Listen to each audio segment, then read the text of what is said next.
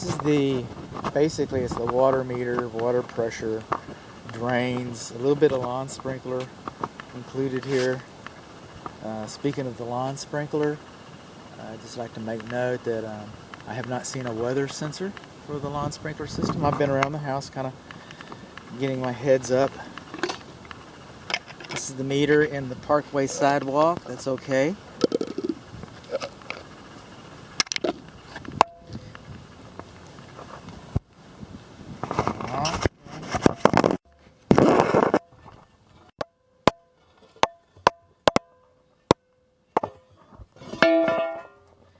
Roll back the stone.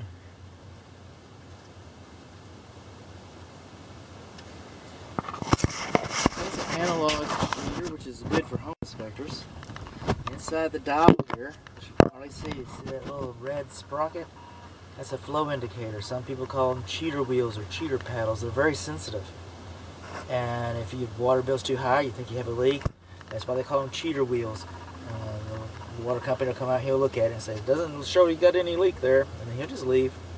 And you can have a minute leak that doesn't affect that. But basically that tells us that the water supply into the house, the potable water supply, what you bathe in and what you drink, we do not have a leak coming into the house.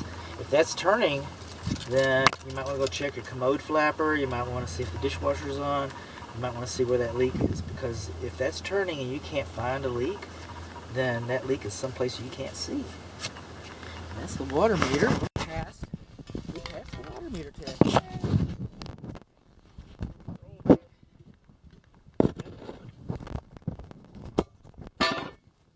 of loud. Hey, neighbors. Now over here in the yard, where it's supposed to be. This is the lawn sprinkler, the lawn irrigation check valve.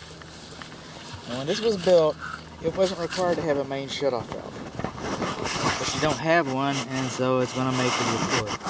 These are the old check valves. Those are the handles. And they made stuff good back then, didn't they? Those are the isolation valves. And you should be able to wrap your hand around these check valves to work on it. So what I'm saying is this box should be excavated and lined with gravel so that you have proper clearance underneath your check valves. And you got them. They're supposed to be serviced once a year. And you know that's not, you know that didn't happen, right? I'm not sure anybody's ever serviced one once a year. But I'm not here to make excuses. I'm here to talk about it. That's what I'm here for.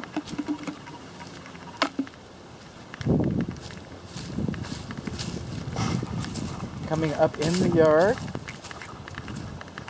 right in here. This is the main water shutoff valve for the house. Can you see that? Try this. It's the main water shutoff valve, and the handle's a little rusty. See how the handle's going parallel? That means that the water is on. If it's perpendicular, that means that the water's off. If you have an event and you need to get the water off, you come out here and you turn this handle. It looks like you turn it to your left. Okay? Which is kind of counterintuitive. But anyway, you'll turn it one direction or the other. You'll come perpendicular and you'll turn it off. And I hope it doesn't break off in your hand, as rusty as it is. Now this water valve right here, this exterior bib faucet, okay, it's supported. See the rebar right there? But it should have been insulated. And it should have an anti-siphon device, a vacuum breaker if you will, on the faucet, and it doesn't. So it is supported, but it's not insulated. It is supported, but it's not insulated, and you do not have a vacuum breaker on it. Now what we're looking for is between 40 and 80 psi. Some people say you can't get too much water pressure, and you can. You can, just like you can get too little. You're looking for flow. You're not looking for pressure. You're looking for flow. That's what makes you comfortable. And pressure and flow are related. I get that. But we got a little more than 80. A little more than 80. So when it's that small, when it's that little amount over 80, usually most people just use an expansion tank on their water heater, and that will take the extra pressure. Some people recommend that you put a check valve, kind of like the lawn sprinkler, but put a check valve here, and that's also another way to do it. So, moving on along, this other front faucet on the north side of the front entry, it does not have a rebar. It does not have a rebar. It's not insulated. It does not have a vacuum breaker. Same thing in the backyard.